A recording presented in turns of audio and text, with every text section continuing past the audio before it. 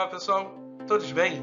Hoje nós vamos corrigir 8 questões de ética e disciplina aplicadas agora no 33º exame e que servem de balizamento aí para o seu estudo, você que está estudando para o próximo exame da ordem.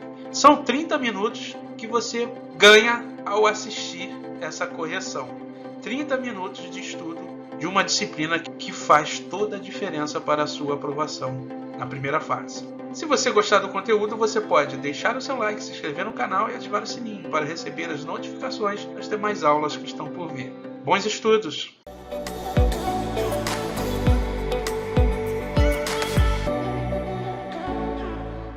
Olá pessoal, vamos então comentar as 8 questões de ética da prova do 33º exame. Olha só, Gabriel, advogado, exerce o patrocínio de Bruno em certo processo administrativo. Todavia, foi necessário o subestabelecimento do mandato a Henrique, considerando a hipótese apresentada, assinar a afirmativa correta.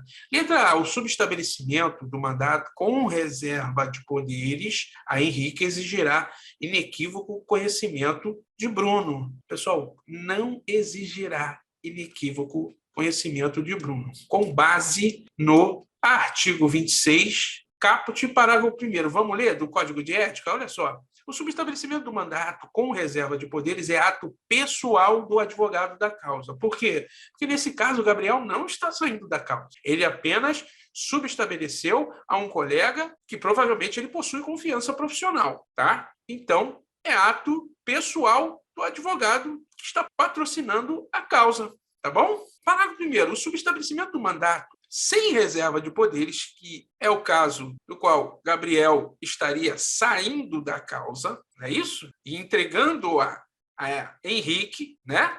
Exige prévio e inequívoco conhecimento do cliente. Lógico, ele está saindo da causa, o cliente se tratou com Gabriel e do nada Gabriel sai e entrega a causa a Henrique, não pode, tá? Mas com reserva de poderes é ato pessoal de Gabriel, tá bom? Então, a expressão exigirá inequívoco conhecimento de Bruno, no caso do enunciado que há subestabelecimento com reserva de poderes, deixa a assertiva A incorreta. Letra B. Diante do subestabelecimento com reserva de poderes, Henrique deverá ajustar antecipadamente os seus honorários com Bruno. Errado, quando colocou com Bruno, deixou a assertiva incorreta. Ele deve ajustar antecipadamente os honorários com Gabriel. É o que diz o parágrafo 2º do artigo 26 do nosso Código de Ética. Lá, o subestabelecido com reserva de poderes deve ajustar antecipadamente seus honorários com o subestabelecente, que no caso do enunciado é Gabriel e não Bruno, tá bom? Se, caso Bruno não aceite a atuação de Henrique por preferir o trabalho de outro advogado, Gabriel deverá privilegiar a atuação de outro profissional com ele no processo. Não, Gabriel não deverá privilegiar e Bruno não tem que aceitar. Por quê? Porque trata-se de subestabelecimento com reserva de poderes, tá? Que é ato pessoal do advogado da causa. Portanto, Bruno não tem que aceitar. Letra D. Diante do subestabelecimento com reserva de poderes a Henrique, este não poderá cobrar honorários sem a intervenção de Gabriel. Perfeito. Artigo 26 do Estatuto. Diante do... Perfeito.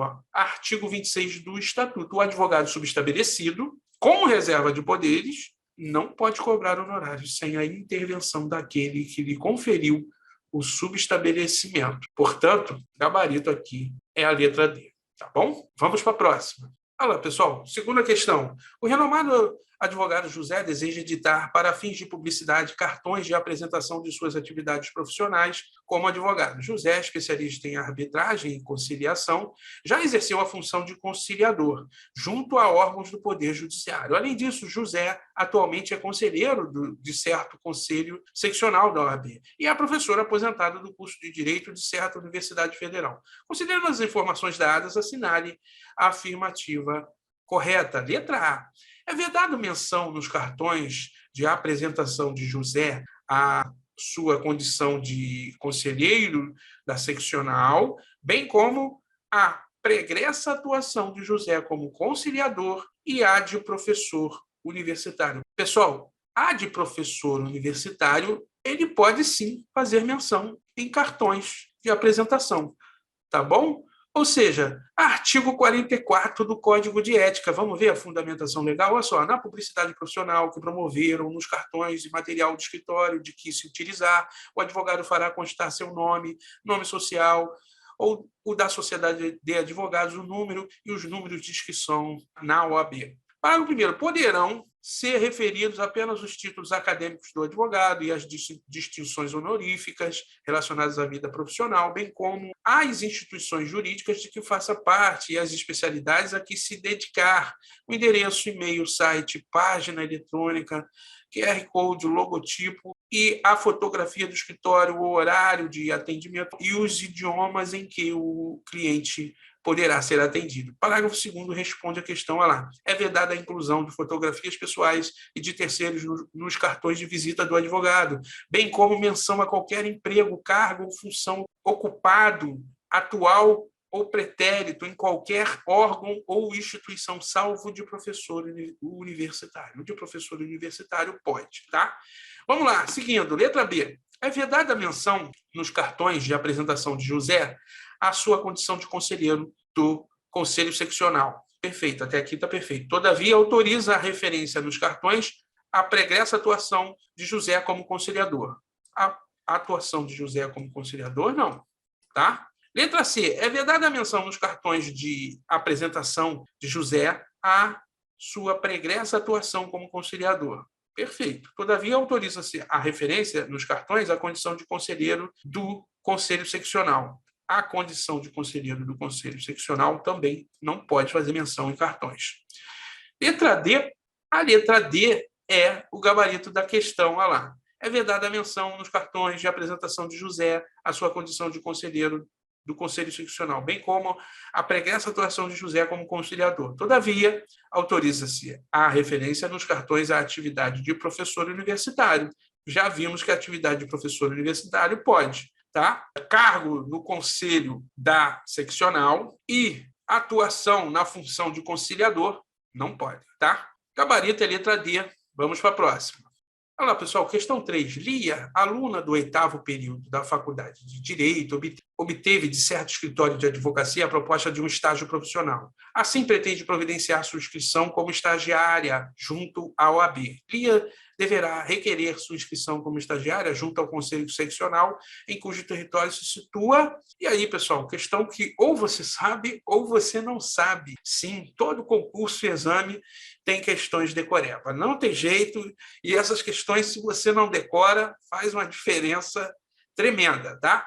Artigo 8º, parágrafo 1º do Estatuto, olha lá, o estágio profissional da advocacia, com duração de 2 anos, realizado nos últimos anos do curso jurídico, pode ser mantido pelas respectivas instituições de ensino superior, pelos conselhos da OAB, ou por setores, órgãos jurídicos e escritórios de advocacia credenciados pela OAB, sendo obrigatório o estudo deste Estatuto e do Código de Ética e Disciplina. Parágrafo 2º do artigo 8º, a inscrição como estagiário é feita no Conselho Seccional, em cujo território se localiza o seu curso jurídico. Portanto, não tem nada a ver com a sede de escritório, não tem nada a ver com a sede principal da atividade de estagiária de advocacia, não tem nada a ver com o domicílio da pessoa física. O gabarito é, sem dúvida nenhuma, a letra D. Tá bom? A letra D exclui as demais. Vamos para a próxima. Olá, pessoal. Questão 4. Anderson, advogado, decidiu renunciar ao mandato outorgado por Adriana. Nessa hipótese, segundo o Estatuto da Advocacia e da OAB, é correto afirmar que Anderson continuará a representar Adriana por mais uma questão que ou você sabe ou você não sabe, né? Trata de renúncia. Artigo 5º, parágrafo 3º do Estatuto. O advogado que renunciar ao mandato continuará, durante os 10 dias seguintes à notificação da renúncia, a representar o mandante, salvo se for constituído antes do término desse prazo novo advogado, tá bom? Então, se for constituído antes dos 10 dias, acaba o mandato do advogado que renunciou. Se não, durante os 10 dias, que é o prazo razoável para que o mandante consiga contratar outro advogado, o advogado renunciante continuará a patrociná-lo. Vamos lá para as assertivas. Nessa hipótese, segundo o Estatuto de Advocacia e da OAB, é correto afirmar que Anderson continuará a representar a Adriana por 10 dias contados da notificação da renúncia, ainda que a Adriana constitua novo advogado antes desse prazo. Não, se a Adriana constituir advogado antes desse prazo, termina a relação contratual de Anderson, tá bom? Então, ainda que deixou a assertiva incorreta. B, 15 dias não é 15 dias, são 10, ou você sabe ou você não sabe, tá? D, 10 dias contados da notificação da renúncia, exceto se a Adriana constituir novo advogado antes desse prazo. Questão que traz a literalidade do artigo 5º, parágrafo 3º do Estatuto da OAB. Letra D é o gabarito, tá bom? Vamos para a próxima. Olha lá, pessoal, a entidade de classe X, atuando em substituição processual, obteve no âmbito de certo processo coletivo decisão favorável aos membros da categoria. A advogada Cleide patrocinou a demanda, tendo convencionado com a entidade previamente certo valor em honorários. Aí nós estamos falando de honorários convencionados ou convencionais, tá? Ao final do feito, foram fixados honorários sucumbenciais pelo juízo. Sobre o caso apresentado, assinale a afirmativa correta. Vamos lá, pessoal. A questão trata do assunto bastante legal, que é honorário. Artigo 22. A prestação de serviço profissional assegura aos inscritos na OAB o direito aos honorários convencionados, aos fixados por arbitramento e aos de sucumbência, diz o artigo 22 do Estatuto. Vamos para o Código de Ética. Artigo 51. Os honorários de sucumbência e os honorários contratuais pertencendo ao advogado que houver atuado na causa poderão ser por ele executados, assistindo-lhe direito autônomo para promover a execução do capítulo da sentença que os estabelecer ou para postular, quando for o caso, a expedição de precatório ou a requisição de pequeno valor em seu favor. Portanto, os honorários de sucumbência e os honorários contratuais podem ser acumulados sem problema nenhum. Inclusive, nós temos aqui um texto interessante que eu queria ler para vocês, de uma sentença na qual o Tribunal de Justiça do Estado do Paraná escreveu algo interessante. Olha só, havendo previsão contratual, é plenamente possível a inclusão de honorários convencionais na execução do título extrajudicial, não havendo que se falar em bis in idem na sua cumulação com os honorários sucumbenciais fixados pelo magistrado. Assim sendo, em homenagem ao princípio do pacta sunt servanda, foi uma maneira de possibilitar o cumprimento da obrigação livremente pactuada entre as partes, de sorte que é lícito ao agravante a cobrança dos honorários advocatícios convencionais do banco agravado, o que não se discute sua legalidade. Vamos agora para as assertivas. Letra A. Cliente deverá optar entre os honorários convencionais e os sucumbenciais. Não deverá optar. Eles podem ser acumulados. Letra B. Cliente terá o direito aos honorários sucumbenciais sem prejuízo dos honorários convencionais. Perfeito. Eles podem ser acumulados. Tá? Gabarito é letra B. Letra C. Cleide só terá direito aos honorários convencionais. Só terá direito, fechou assertivo incorreto. D. Cleide terá apenas direito, não terá apenas direito, deixou assertivo incorreto. Gabarito, letra B. Vamos para a próxima. Olá, pessoal. Sexta questão. Carlos é aluno do primeiro período do curso de Direito. Vinícius é bacharel em Direito, que ainda não realizou o exame da ordem. Fernanda é advogada inscrita na OAB.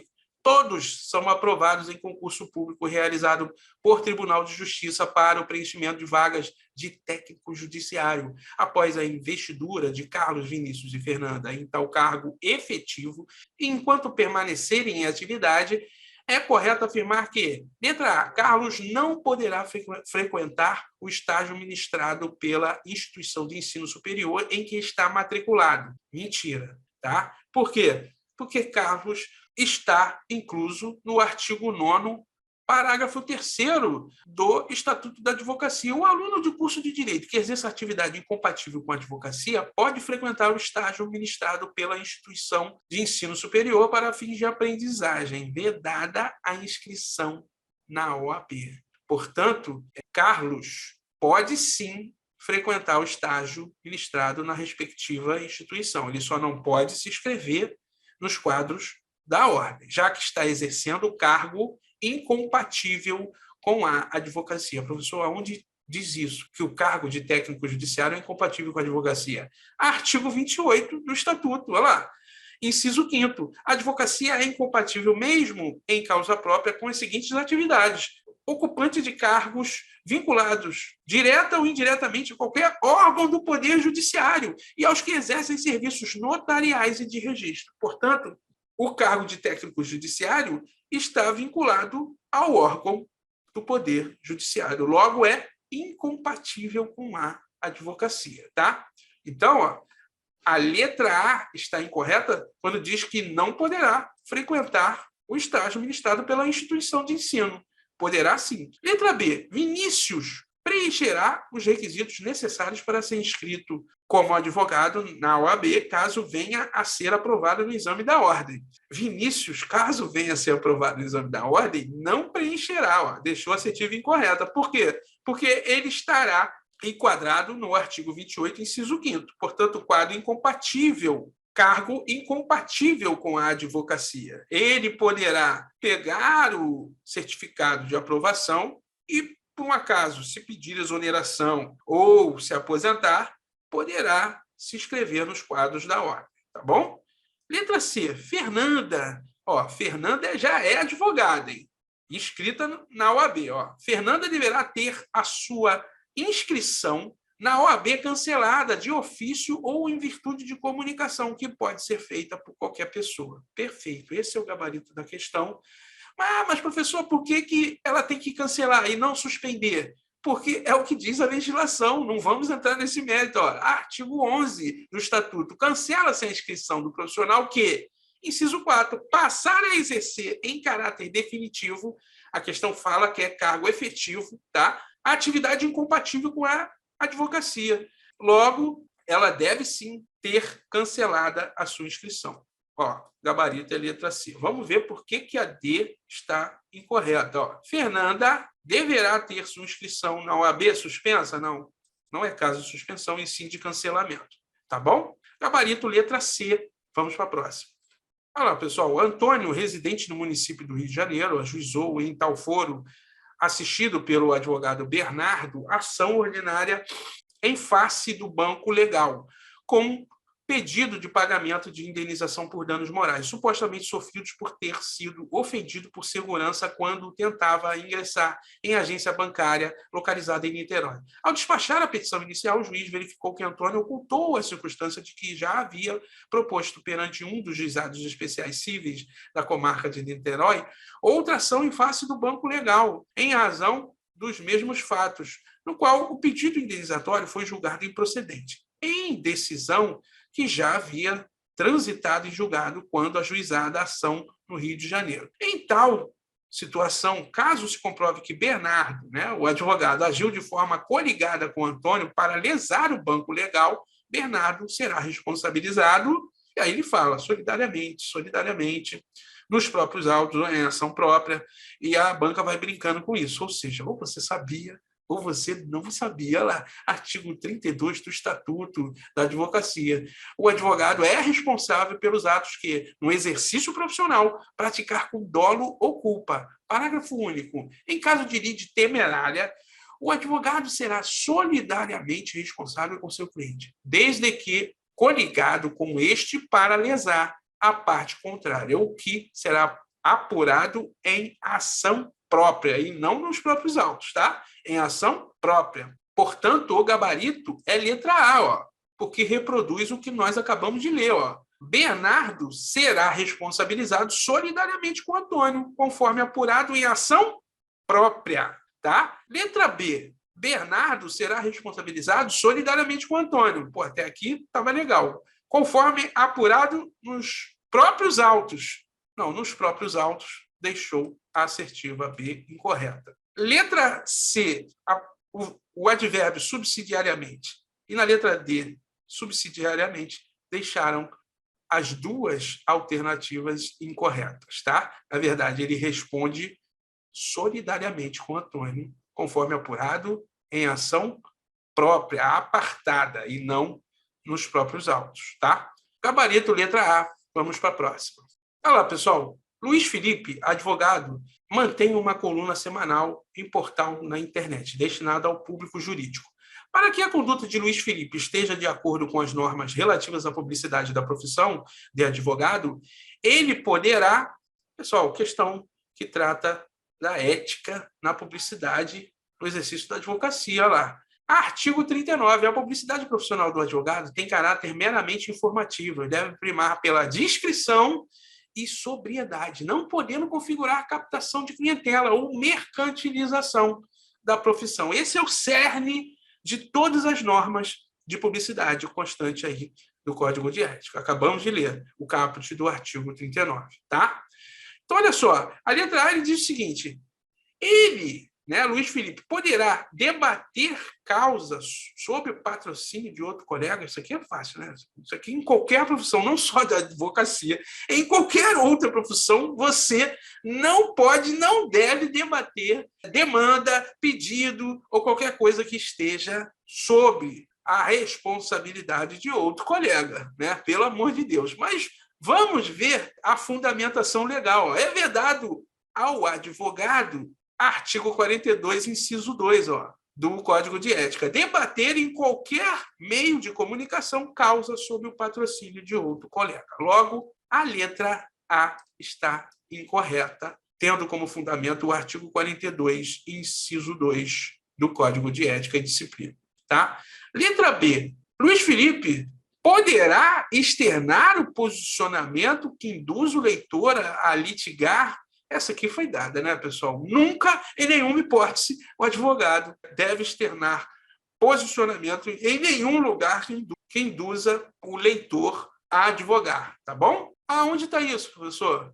Aqui, artigo 41 do Código de Ética, as colunas que o advogado mantiver nos meios de comunicação social ou os textos que, por meio deles, divulgar, não deverão induzir o leitor a litigar, nem promover dessa forma a captação de clientela, tá bom? Portanto, a letra B está incorreta.